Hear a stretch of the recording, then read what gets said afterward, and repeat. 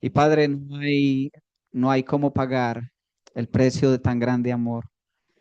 Solamente queremos, Señor, que tú nos ayudes a vivir vidas honestas delante de ti, donde tu nombre sea exaltado, bendito Dios. Gracias por este tiempo que nos permites. Y Padre, ahora oramos por lo que será la exposición de tu palabra. Rogamos, Señor, que tú nos dirijas, que tú nos edifiques a través de tu palabra, de tu espíritu. Y gracias, Señor, por esta oportunidad que nos das de congregarnos en el nombre precioso de tu Hijo Jesús, en quien oramos. Amén. Muy bien, entonces damos la bienvenida a todos. Y los niños tienen escuelita dominical. Damos la bienvenida a Iria, que la veo por ahí sorpresa. Y nuestro hermano Ramón, es un gusto verle. Estuve hablando con él ahorita, hace 15 días nos vimos en la iglesia en Armenia y salió en medio de una dificultad de salud bien difícil. Me contó que salió directo para el hospital y bueno, mire, la gracia del Señor nos permite disfrutar de nuestro hermano Ramón hoy día. Entonces, para estar orando también por su recuperación. Una bienvenida para todos y vamos a entonces abrir la palabra de Dios. Estamos allí en Primera de Timoteo capítulo 4. Hace un mes empezamos a ver un tema que nos propone el mismo libro, el mismo capítulo, y es acerca de para los que apuntan, ¿cómo se llama el tema? ¿Recuerdan? La apostasía. La apostasía. A manera de resumen podemos decir entonces. Decíamos que una de las cosas más tristes que se ve dentro de la iglesia es el hecho de que una persona, un grupo de personas que en algún momento estuvieron asistiendo a la iglesia, que tal vez estuvieron enrolados en algún ministerio y todo de repente apostataron de la fe. Eso es algo triste, eso es algo doloroso. Pero la escritura nos muestra que es algo que no debería de sorprendernos, nos sorprende, pero no debería de sorprendernos porque es algo que sí o sí va a suceder, el tema de la apostasía. ¿Por qué? Porque el capítulo 4 dice, pero el Espíritu dice claramente, el Espíritu Santo mismo dijo de manera clara que en los postreros tiempos algunos apostatarían de la fe, algunos apostatarían de la fe. Y hablamos acerca de los postreros tiempos, que los postreros tiempos se cuentan desde la primera venida del Señor Jesucristo hasta su segunda venida y en ese el lapso de tiempo se cuentan los postreros días y desde siempre ha existido la apostasía dentro de la iglesia y es algo que va en aumento conforme nos acercamos al tiempo final. Vimos el ejemplo del Señor Jesucristo allí con un grupo de discípulos que muchos se sintieron confrontados y dijeron, hey, dura es esta palabra. Y él dijo, ok, entonces ustedes quieren irse. Y dice que muchos de sus discípulos desde ese día dejaron de seguirles, apostataron, apostataron. Es algo que vemos lamentablemente eh, dentro de las iglesias, como muchos salen. Y dice la escritura que no eran de nosotros, un grupo de personas que aparentemente parecían haber entendido el Evangelio, parecían haber abrazado el Evangelio, pero realmente sus corazones mostraron de que nunca creyeron. Ahora, este proceso de llegar, el peligro de llegar a apostatar, te da por el hecho de que muchos empiezan escuchando, escuchando, dice, pero el Espíritu dice claramente que en los postreros tiempos algunos apostatarán de la fe, escuchando a espíritus engañadores y a doctrinas de demonio. Hoy pretendo entonces que veamos a partir del versículo 2 las características de estos espíritus engañadores, de estos falsos maestros. Y vamos a leer entonces ahí del versículo 2 al versículo 5. Espero en el Señor que podamos cubrir todo esto. Dice, vamos a leerlo una vez más desde el versículo 1 para tener más claridad de todo el texto. Dice, pero el Espíritu dice claramente que en los postreros tiempos algunos apostatarán de la fe, escuchando espíritus engañadores y a doctrinas de demonios, por la hipocresía de mentirosos que teniendo cauterizada la conciencia, prohibirán casarse y mandarán abstenerse de alimentos que Dios creó para que con acción de gracias participasen de ellos los creyentes y los que han conocido la verdad. Porque todo lo que Dios creó es bueno y nada es de desecharse si se toma con acción de gracias, porque por la palabra de Dios y por la oración es santificada. Entonces, decíamos entonces que lo primero que empieza a suceder en una persona que va a llegar a apostatar es que empieza a escuchar falsas doctrinas, falsas enseñanzas. Así como Dios utiliza el oír para traer salvación a las personas, para traer eh, bienestar espiritual a las personas, porque dice la escritura que la fe viene por el oír y el oír la palabra, ¿cierto? Ese es el método que Dios utiliza para traer salvación a través del oído. Pero es interesante porque Satanás trabaja de la misma manera para engañar. ¿Por qué? Porque dice ahí que algunos apostatarán de la fe escuchando, ¿ven? A espíritus engañadores. Y decíamos en cuanto a este asunto de que son personas que dedican tiempo. Son personas que no tienen filtro para escuchar cualquier cosa, sino que simplemente dedican tiempo a escuchar cualquier tipo de enseñanza. Entonces ahí está el peligro, ahí está el peligro. Entonces, la escritura nos muestra de que Dios trata el asunto de una manera fuerte porque la apostasía es algo grave. Y vamos a leer allí en Deuteronomios capítulo 13 para que veamos cómo trataba Dios este asunto en el Antiguo Testamento. Deuteronomios capítulo 13,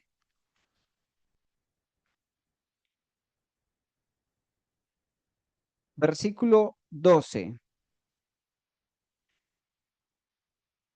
Ahí viene hablando acerca de aquellos que se hacían pasar por profetas de Dios, todos estos que traían falsas enseñanzas. Y dice el versículo 12, si oyeres que se dice de alguna de tus ciudades que Jehová tu Dios te da para vivir en ella, que han salido de en medio de ti hombres impíos, está relacionado con esos espíritus engañadores, ¿sí? Que han salido en medio de ti hombres impíos que han instigado a los moradores de su ciudad diciendo, vamos y sirvamos a dioses ajenos que nosotros no conocisteis. Tú inquirirás y buscarás y preguntarás con diligencia, y si permaneciere verdad, cosa cierta que tal abominación se hizo en medio de ti, irremisiblemente herirás a filo de espada a los moradores de aquella ciudad, destruyéndolo con todo lo que en ella hubiere, y también matarás su ganado a filo de espada.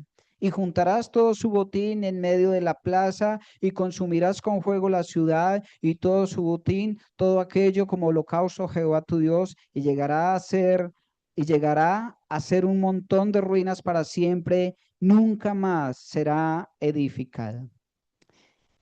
Es muy interesante porque lo que nos muestra acá era que cómo se trataba con este tipo de impíos que traían falsas enseñanzas para apartar al pueblo de Dios a servir ídolos, otro tipo de ídolos, que era lo que se tenía que hacer con ellos. ¿Cuál era el trato que se le daba? Muerte a filo de espada, no solamente él, sino toda su familia, ¿sí?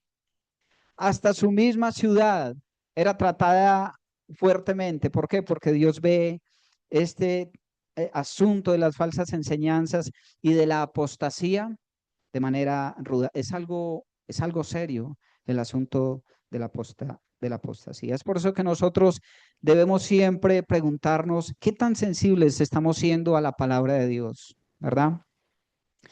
Eh, es por eso que la Escritura siempre nos manda a revisarnos a nosotros mismos, cómo está nuestra fe, qué es lo que estamos escuchando, qué es lo que estamos creyendo, ¿sí? si hemos abrazado genuinamente la palabra del Señor, si nos hemos aferrado a ella de todo corazón y con toda nuestra alma, ¿verdad? Ahora, volvemos al texto de Timoteo capítulo 4 versículo 2 y entonces el versículo 2 nos deja ver las características de estos hombres. Dice versículo 2 hay tres características que nos mencionan allí. La hipocresía de mentirosos que teniendo cauterizada la conciencia. Entonces, en primer lugar son hipócritas, en segundo lugar son mentirosos y en tercer lugar tienen cauterizada la conciencia. Ahora,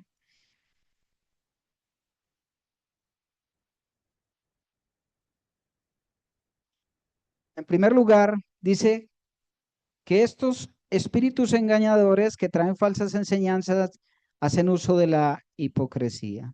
¿Qué es la hipocresía? Bueno, la hipocresía se identifica o una persona hipócrita se identifica porque finge cualidades externas que no son algo real, que no experimenta. O sea, es una persona que simula o actúa sin mostrar lo que realmente es. Una persona hipócrita, una persona hipócrita. Y recordamos en las actuaciones de los viejos tiempos en los teatros, esta palabra viene de esa obra donde estos que actuaban se colocaban máscaras para identificarse con un personaje diferente a lo que ellos eran, ¿sí? Representaban a alguien diferente a él. Esa es la idea de la hipocresía, una persona que se coloca una máscara, una careta que no es real. Y en contraste con eso, miremos ahí en 2 Corintios, capítulo 11, versículo 13.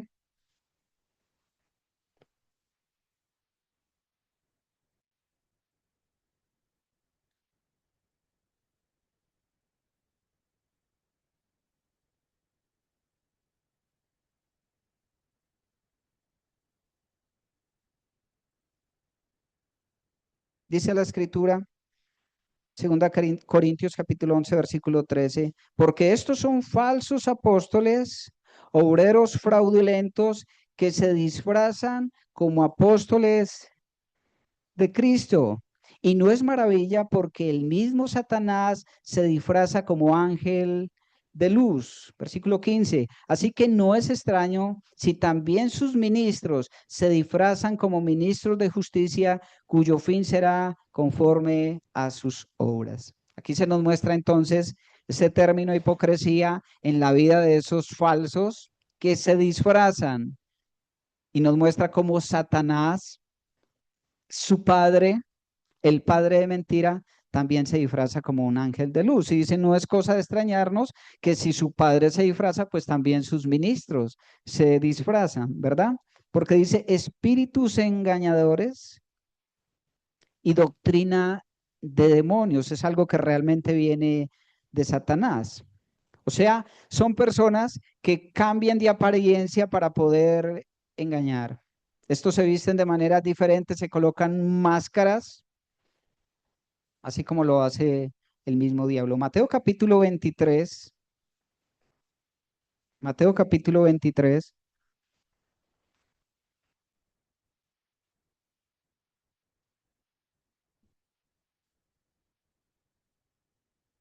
en este capítulo de Mateo capítulo 23, versículo 27, el mismo Señor Jesucristo confronta a los fariseos que tenían ese estilo hipócrita de actuar y de enseñar.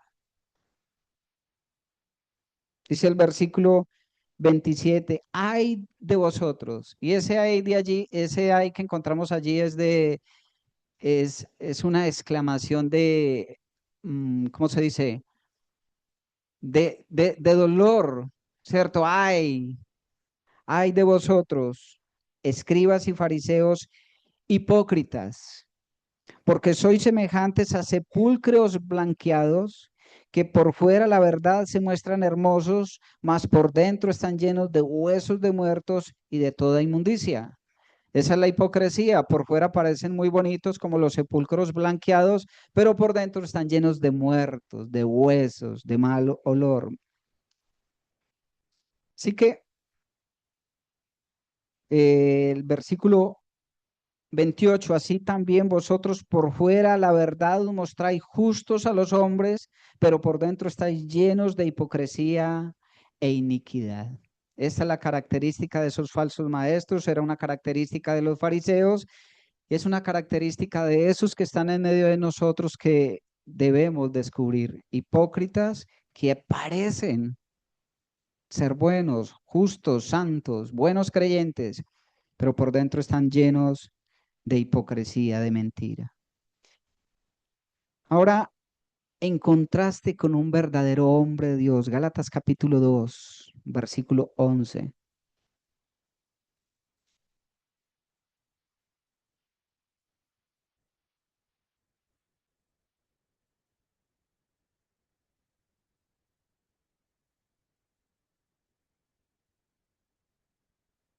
Y aquí vemos al apóstol Pedro. Pero cuando Pedro vino a Antioquía, le resistí cara a cara porque era de condenar. Pues antes que viniesen alguno de parte de Jacob, comía con los gentiles, pero después que vinieron se retraía y se apartaba porque tenía miedo de los de la circuncisión. Ustedes han leído este pasaje, si no lo han leído se los voy a explicar. Aquí tenemos el apóstol Pedro y parece que está teniendo un acto de hipocresía. Está teniendo un acto de hipocresía, ¿verdad?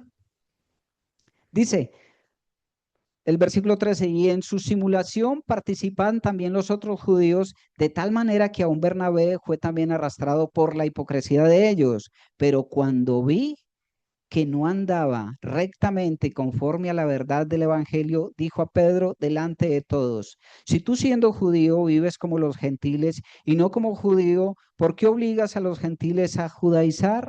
Nosotros judíos de nacimiento y no pecadores de entre los gentiles, sabiendo que el hombre no es justificado por las obras de la ley, sino por la fe de Jesucristo. Nosotros también hemos creído en Jesucristo para ser justificados por la fe de Cristo y no por las obras de la ley, por cuanto por las obras de la ley nadie será justificado. Y estamos viendo acá entonces la escena donde Pedro, tal vez por temor, actuó de manera hipócrita y fue confrontado por el apóstol Pablo, pero eso fue algo momentáneo, algo de lo que Pedro se arrepintió, algo de que Pedro reconoció, un pecado momentáneo.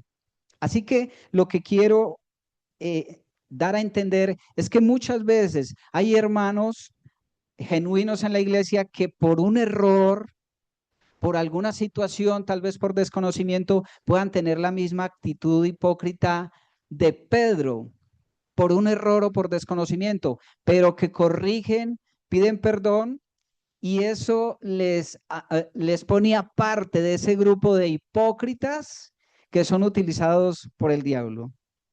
¿Me entienden eso? Es importante tener claro puntos como esos, porque muchas veces podemos ver que un hermano o una hermana está haciendo algo que es contrario y uno dice, hey, pero qué hipócrita. Y puede ser no porque sea un instrumento del enemigo, sino por falta de conocimiento, por algún error, por alguna situación aparte. Pero si esta persona no se arrepiente, si esta persona no se vuelve de su camino, posiblemente entonces sí haga parte de ese grupo de hipócritas utilizados por el diablo. No era el caso del apóstol, no era el caso del apóstol, fue algo momentáneo. Muy bien. En segundo lugar, volvamos al texto. Dice entonces que la primera característica ¿es qué? La hipocresía. Y en segundo lugar dice que son mentirosos, mentirosos. De la palabra pseudólogos, que significa falso discurso, falsifican la, la verdad, mienten de manera sagaz y astuta. Y esto es lo más tremendo, hacen uso de la verdad para introducir la mentira. Y yo siempre he dicho que uno de los grupos más peligrosos, de las personas más peligrosas, de esos falsos maestros más peligrosos, son los que utilizan la misma escritura. La tergiversan, la utilizan a su amaño para introducir la mentira. Y uno puede tener contacto con muchas de esas personas que hacen parte de grupos, de sectas con ideas contrarias al evangelio y utilizan la escritura de una manera tan fina que si uno no está cimentado en la verdad, fácilmente es movido. ¿Les ha pasado? No sé si les ha pasado. Entonces, es ahí cuando el creyente debe de tener discernimiento, de saber filtrar la verdad. Es por eso que prestar atención a las escrituras es tan importante, porque esa nos libra de caer en la mentira. Ahora,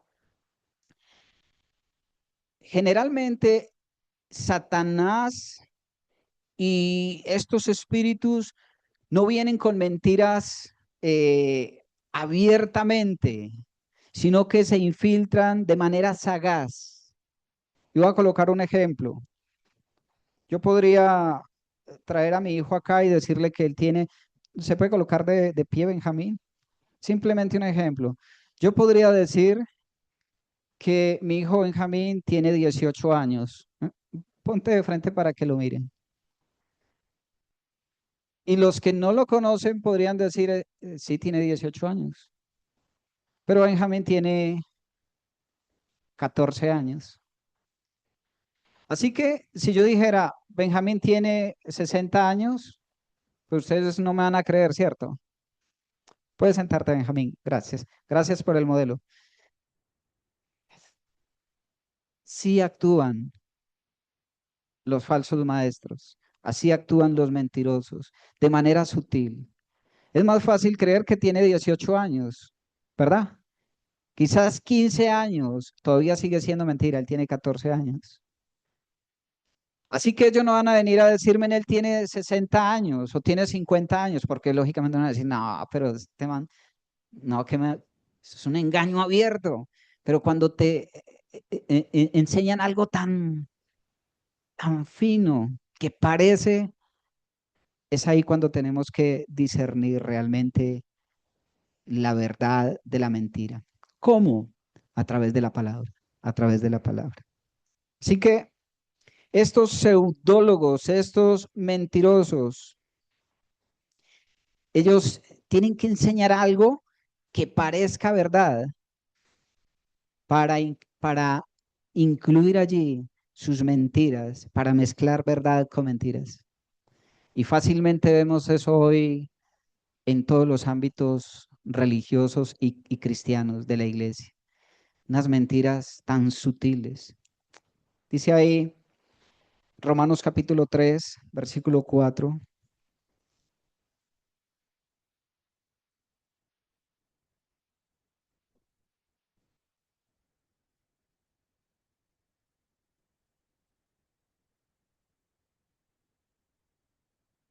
De ninguna manera, antes bien sea Dios veraz y todo hombre mentiroso, como está escrito, para que seas justificado en tus palabras y venzas cuando fueres juzgado.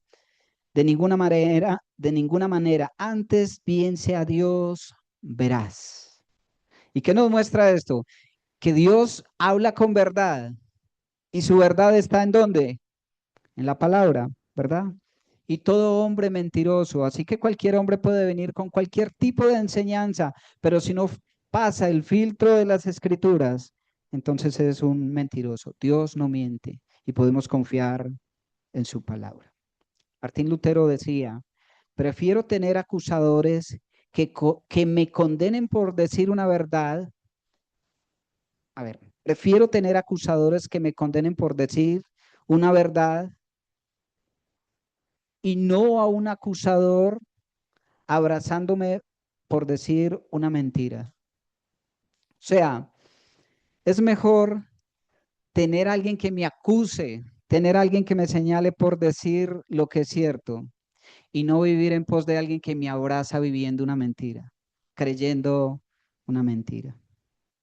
Este problema, este problema de los falsos maestros, de las falsas enseñanzas, de los hipócritas y mentirosos, se vio y se ve a lo largo de toda la historia de la iglesia.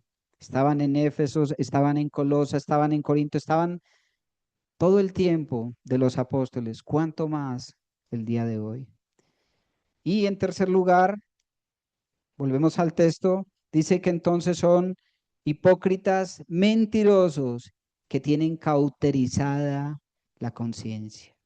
La conciencia es esa facultad que Dios le ha dado al hombre que le ayuda a entender moralmente, a discernir moralmente, a separar lo que es bueno y lo que es malo. ¿Sí? Esa es la conciencia. La conciencia es donde se asientan los juicios morales. Y estos hombres dice que tienen la conciencia cauterizada.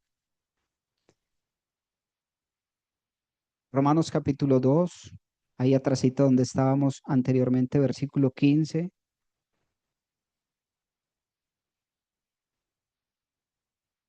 Mostrando la obra de la ley escrita en sus corazones, dando testimonio su conciencia y acusándoles o defendiéndoles sus razonamientos.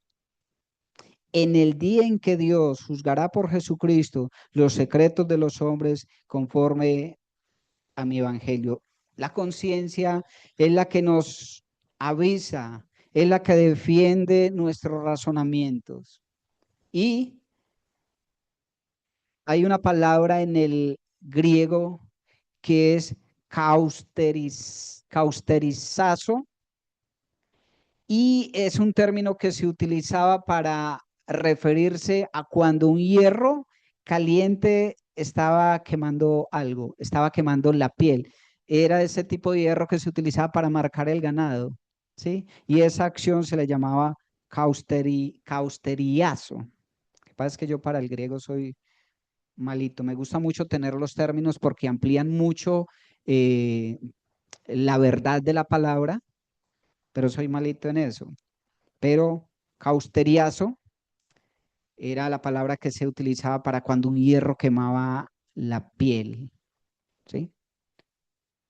Y lógicamente, cuando se quema la piel, no sé si les ha pasado, que se hace insensible. Y la mente de estos hombres, la conciencia de estos hombres estaba en esa condición, insensible.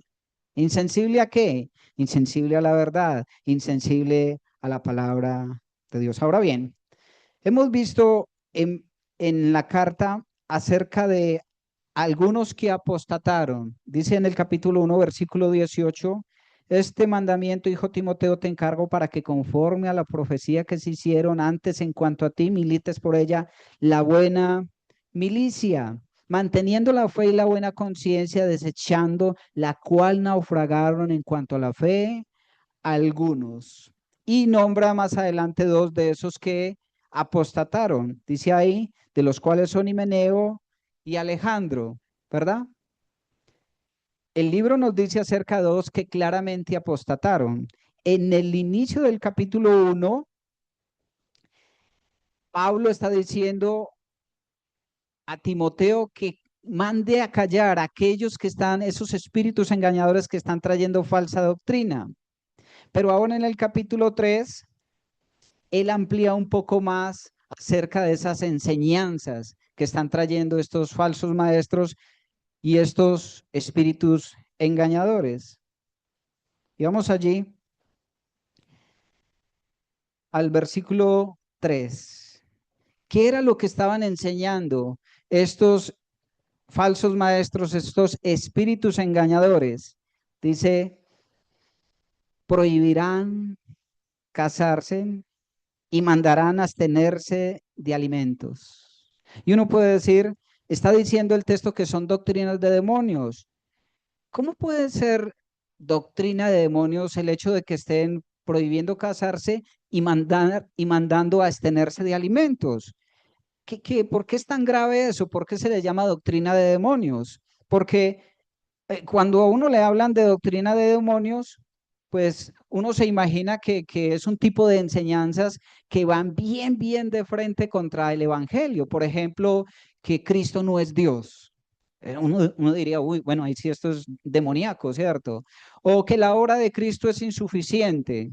Esto sería demoníaco. Tal vez uno pensaría en que este tipo de personas se visten de ropas oscuras, tienen una mirada extraña y vienen y te enseñan cosas, rituales extraños. Uno pensaría en eso, pero dice que lo que ellos están, esos espíritus engañadores, esos eh, eh, espíritus engañadores, están trayendo una doctrina de demonios, pero lo que están enseñando es que no se case, están prohibiendo casarse y mandar y mandan abstenerse de alimentos. Y hay dos cosas muy interesantes porque hay dos cosas que ellos hacen. Primero prohíben y luego mandan.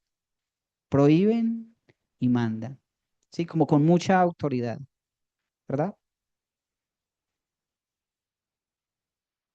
Entonces, por eso Pablo ahora es más específico y está mostrando qué es lo que están enseñando en ese caso allí. Y esto es muy relevante no solamente con este tipo de asuntos del matrimonio y los alimentos, sino que también el día de hoy se están presentando prohibiciones o mandatos de diversos aspectos, no solamente en estos dos, sino en muchas áreas de la vida cotidiana, ¿verdad?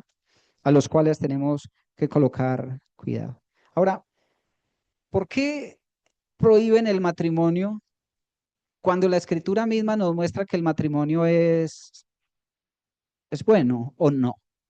¿Dónde están los casados? ¿El matrimonio es bueno? ¿Y las casadas? ¿Es bueno el matrimonio? ¿Es bueno el matrimonio? Claro que sí. ¿Por qué están mandando a abstenerse de alimentos si a mí me encanta comer? Comer es bueno, ¿verdad? ¿O no? Dice con respecto a esto, Génesis capítulo 1, versículo 27. Génesis capítulo 1, versículo 27.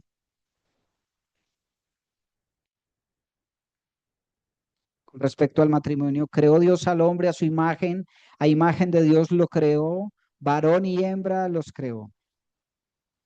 Y los bendijo Dios y les dijo, fructificad y multiplicados, llenad la tierra y sojuzgadla, y señoread en los peces del mar, en las aves de los cielos y en todas las bestias que se mueven sobre la tierra. ¿Quién creó el matrimonio? Dios. ¿Y qué hizo Dios? Los bendijo, ¿verdad? El matrimonio es una bendición de Dios. Siglo 31. Y vio Dios todo lo que había hecho, incluyendo el matrimonio, y aquí que era bueno en gran manera. Amén. En gran manera. El matrimonio es bueno. Pero entonces, ¿por qué estos se están prohibiendo? Ahora, en cuanto a los alimentos, hay capítulo 2, versículo 9.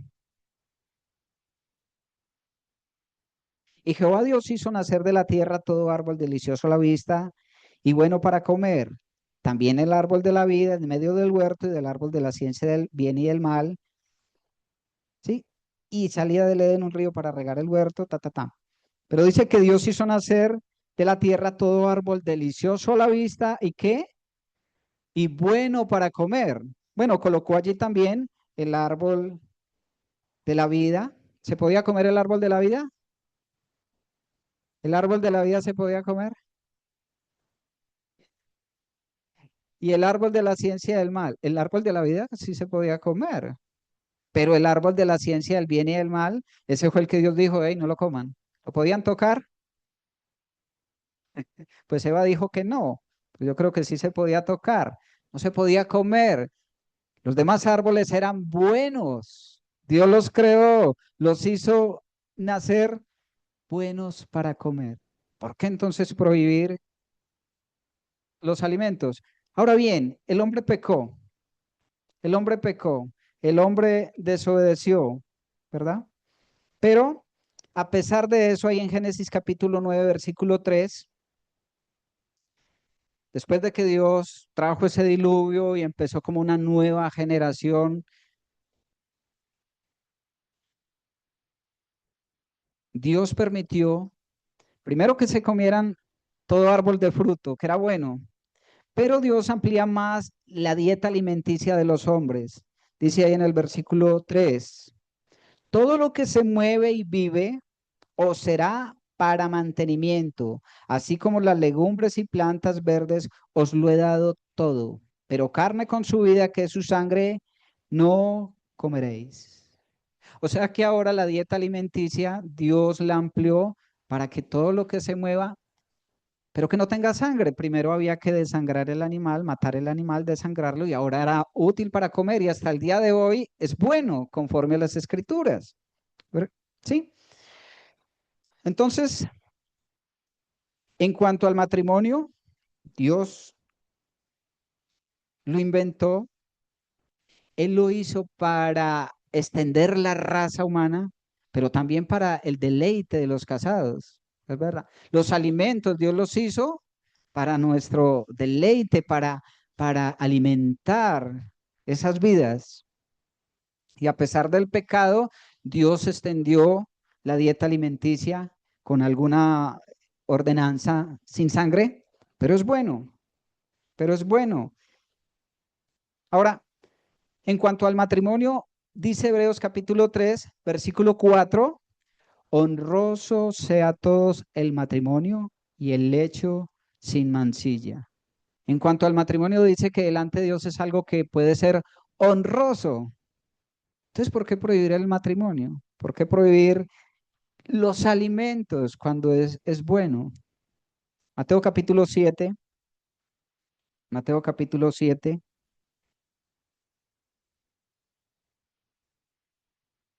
versículo 18. El Señor Jesucristo está hablando acerca de, bueno, está hablando con los fariseos acerca, acerca de los alimentos. Dice, ¿no puede el buen árbol dar malos frutos? A ver, soy Mateo capítulo 7, versículo 18. No puede el buen árbol dar malos frutos, ni el árbol malo dar frutos buenos. Todo árbol que no da buen fruto es cortado y echado al fuego. Así que por sus frutos los conoceréis. No todo el que me dice Señor, Señor entrará en el reino de los cielos, sino el que hace la voluntad. Bueno, yo creo que estoy en un versículo equivocado. Perdón.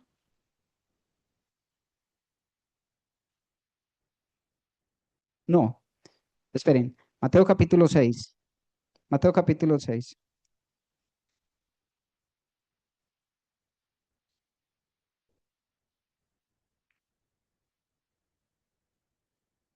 Mateo capítulo 6, versículo 16.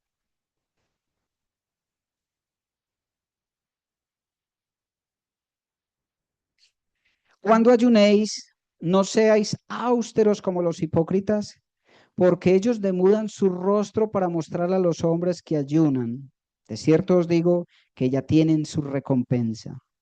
Pero tú, cuando ayunes, unge tu cabeza y lava tu rostro para no mostrar a los hombres que ayunas, sino a tu Padre que está en secreto, y tu Padre que ve en lo secreto te recompensará en público. Este texto quizás es un texto, el Señor Jesucristo está hablando allí, y quizás es un texto que se podría malinterpretar como para uno pensar, ah, es a causa de esto que estos espíritus están prohibiendo los alimentos. Pero lo que el texto nos muestra es el asunto del ayuno, y el ayuno es simplemente abstenerse de alimentos por un corto tiempo acompañado de oración y de la lectura de la palabra, pero el Señor Jesucristo no está imponiendo tal asunto, está diciendo que es algo bueno, pero no es una imposición. ¿Me entiende?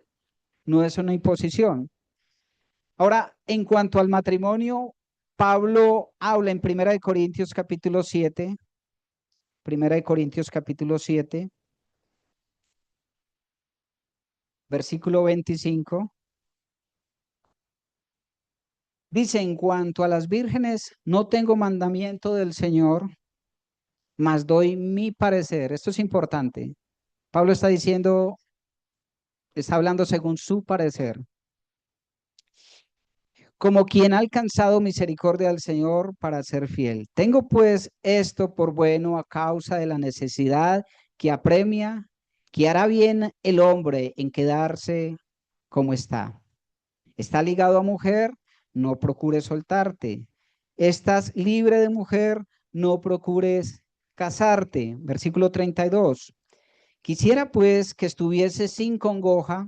El soltero tiene cuidado de las cosas del Señor, de cómo agradar al Señor, pero el casado tiene cuidado de las cosas del mundo, de cómo agradar a su mujer.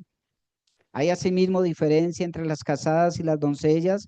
Las doncellas tienen cuidado de las cosas del Señor para ser santa, así en cuerpo como en espíritu, pero la casada tiene cuidado de las cosas del mundo, de cómo agradar a su marido. Esto lo digo para vuestro provecho, no para tenderos lazo, sino para lo honesto y decente y para que sin impedimentos os acerquéis al Señor. Pero si alguno piensa que es impropio para su hija virgen que pase ya de edad y es necesario que así sea, haga lo que quiera, no peca, que se case. Pero el que está firme en su corazón, sin tener necesidad, sino que es dueño de su propia voluntad y ha resuelto en su corazón guardar su hija virgen, bien hace. De manera que el que da en casamiento hace bien y el que no la da en casamiento hace mejor. Bueno, y usted puede seguir leyendo. Este texto simplemente nos muestra que el concepto de Pablo era que una persona tenía la libertad de casarse o de quedarse soltero. ¿Cuáles son sus argumentos? El soltero, la soltera, se ocupa más, tiene más tiempo para las cosas del Señor. El casado, pues va a tener que dedicarle más tiempo a su esposa, a sus hijos o a su esposo que a las cosas del Señor. Pero en ningún momento Pablo está imponiendo que no se casen. Él dice, si tiene el don de abstinencia y quiere quedarse soltero, está bien. Según lo que Pablo piensa, es mejor. Pero si no tiene ese don de abstinencia, pues cásese. Así que estos falsos maestros estaban utilizando este par de asuntos que están muy claros en las escrituras, los estaban tergiversando, darle una mala interpretación con un propósito. ¿Cuál era el propósito? Bueno, lo hemos visto desde el punto escritural, pero a causa del tiempo, creo que ya son las 11:20. A causa del tiempo, continuaremos la próxima semana viendo este par de asuntos. Ya lo vimos de parte escritura, ahora de la parte histórica, porque estos hombres estaban prohibiendo casarse y abstenerse de alimentos. ¿Qué tiene ese tipo de enseñanzas de demoníaco? Es la respuesta que estamos queriendo tener. Son cosas sutiles. Son enseñanzas sutiles, como otras tantas que proliferan dentro de la iglesia y las enseñanzas de falsas iglesias el día de hoy, que de manera astuta y sagaz el diablo, sus ministros, está trayendo a oídos de incautos que no prestan atención, no le dan importancia a las escrituras y que se están deslizando y que finalmente llegan a apostatar. Esta es una realidad, el Espíritu lo dijo claramente, es una realidad que no podemos cambiar, pero para la cual sí debemos, sí podemos prepararnos, hacer uso de las herramientas que se nos ha dado, del Espíritu Santo, de su palabra, para no deslizarnos. Amén. Oramos. Padre, te damos gracias por tu palabra. Gracias, Señor, por tu Espíritu Santo, que Él es nuestra guía, Él es quien nos dirige. Gracias por tu verdad revelada y entregada a nosotros. Padre, sabemos que vivimos en un mundo peligroso, vivimos tiempos difíciles, llenos de maldad, llenos de mentira. Satanás está sabiendo que queda poco tiempo y por eso de manera inteligente está introduciendo mentira en medio de la iglesia, trayendo mentira a los creyentes por diferentes áreas.